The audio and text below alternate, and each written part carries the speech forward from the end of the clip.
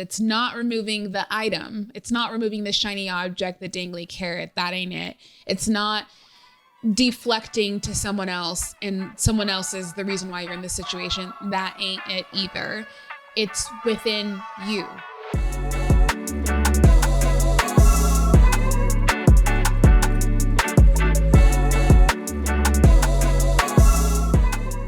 Welcome back, guys, to the Butterfly Season podcast. I'm excited to have you guys with me today because I want to talk about alignment versus winning. And I'm a highly competitive person, and I know that I have a lot of listeners, or if you're watching on YouTube, a lot of people in my audience that are highly competitive people.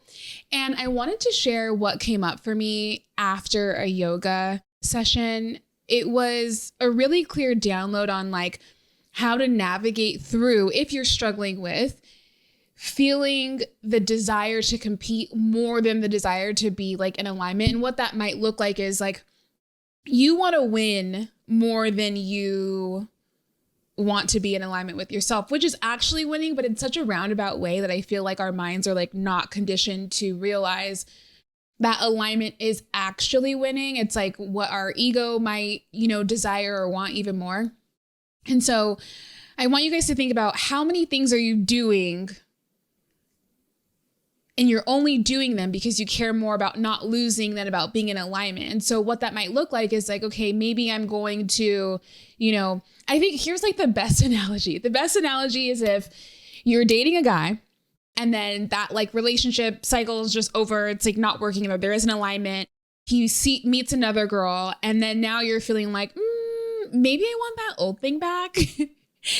And you know that you can probably get him back if you tried. And maybe you do because you don't want it to seem as if you've lost. And so you'll fight over or do the things you can do to kind of get back into the relationship just so that you like win. That I feel like is the best analogy because I feel like a lot of us have probably been there before. And it's not necessarily that you want to be with that person. It's not that, you see yourself spending the rest of your life with them. It's not even that you want to you just really want to win at the end of the day. You want to show that like you have the upper hand and you can pull whatever card you want to pull if you wanted to.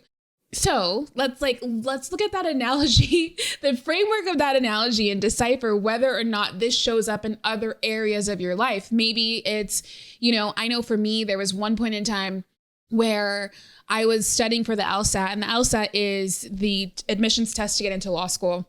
And I was like consecutively getting really low numbers, like embarrassingly low. And I remember talking to my mom about it, and my mom had made a comment to me and she was like, maybe, law school isn't for you. And she was probably right. But the desire for me to prove her wrong outweighed the desire for me to be in alignment and not do something that maybe wasn't for me. Now, let me just disclaimer. I think at this point, I would probably do it all over again, meaning law school, just because of all of the like wealth of knowledge that it afforded me. And also like, you're just not the same person in the best way. Anyways, rewinding. That is a time where my desire to win, to prove someone wrong, outweighed a desire to even explore whether or not law school was in alignment for me. So I say that to say, think about if there are areas in your life, whether that be in business, whether that be like in friendships or relationships with people, like the desire to prove someone wrong and fix something, even if it shouldn't even be fixed. Another time for me, and I'm just giving you guys anecdotal examples because this is such a sneaky realization that I feel like it goes overlooked in a lot of people. Another one was when my friend Lizzie Hofer told me that I was codependent after having been in a mastermind with her. If you haven't heard that episode, it's like one of the very first episodes of the podcast. And I think we're probably going to do a series on some more fun stuff with her. But if you haven't listened to it, it's really good. In a nutshell, she came up to me and was like, hey, you're codependent. And I was like, funny that you think that. I really had no idea what codependency was at that point in time.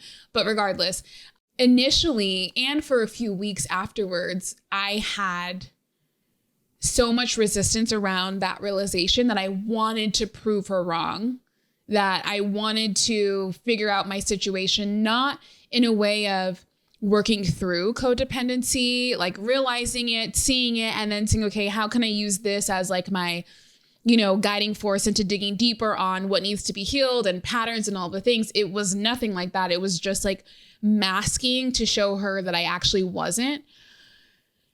And I mean, turns out I was at that point in time, but that's an example of like wanting to win more than you desire to be in alignment, wanting to prove someone wrong more than you desire to be in alignment. And that's what we're talking about today.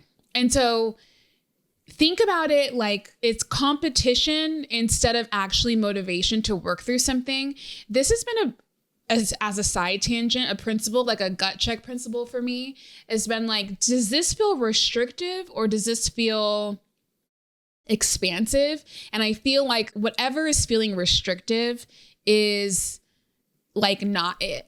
And so it felt so restricting to mask all of the codependent tendencies. And it probably feels really restricting to go back to a relationship that is no longer like serving you. You're not happy there. You're not fulfilled, but you're just trying to prove someone wrong. Anyways, the reason why I say the difference between like competition and motivation and how you don't want to compete in that way, in an unaligned way, you would rather be motivated, is because in my opinion, the energy of competition in that way is lack. Like, and I say that because there has to be a loser, right? Like if you're competing in that way, that means that one person must win and one person must lose, but that's like not life. Like in terms of what I'm talking about today, when it comes to being in alignment, like there is no loser. Like you're just doing what's best for you, and what's best for you is probably not going to be what's best for the person next to you. And if you are actually the true winner when you are working within alignment with yourself. And so it's motivation is actually like abundance, whereas competition is lack, meaning like there's not enough to go around. Whereas alignment is like, no, like we are all winning. We can all win. And so that's like step one. And then these are some things that you might encounter when you're trying to work through them, because it was stuff that came up for me that I was encountering. And this is why I wanted to do a podcast on it, to kind of like help you navigate through the feeling of having a desire to win or to compete at something, especially if my Enneagram 3 people are listening to this podcast. Like if you know, the first thing that might come up for you is looking to remove the thing that you're competing over. And is a distraction. Meaning, let's just go back to the boyfriend-girlfriend analogy, because I feel like that's the easiest. Removing the boy from the equation might make you feel like, okay, I'm being in alignment, which 100% it is, but that's not what needs to be addressed. Like, yes, that's like the, event of the situation, but what actually needs to be addressed is like the competition and why you're competing. Like removing the thing, removing the boy isn't the problem.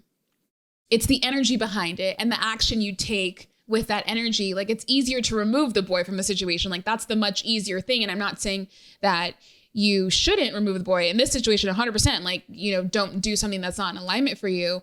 But to solve the problem, it's actually like looking within, like what does it mean to be aligned? Because chances are if you're doing it in this situation, you're doing it in a bunch of other situations too. And so the second distraction is feeling like someone else needs to change and it's someone else's fault. So in this situation, you would be like, well, like the girl knows that this is like, he was mine. And so it's her fault. That ain't it either. That ain't it. Like that's another distraction. I feel like oftentimes, like whenever we have any sort of like shaking up in our energy, or like, what's the best word for this? Like any sort of, hey, look inwards. Like we always look outwards and see other people that might be the problem. But in this case, like in this example, this is an indication. This is a invitation to look within. And so if you feel like someone else needs to change and it's someone else's fault, that obviously is not a level of accountability into why you got there in the first place, which is like all we talk about on the Butterfly Season podcast. Like the beauty is in this transformation. The beauty is in seeing the thing that needs to be worked on and then like working through that thing. But basically, feeling like it's someone else's energy that puts you in that situation. Like it's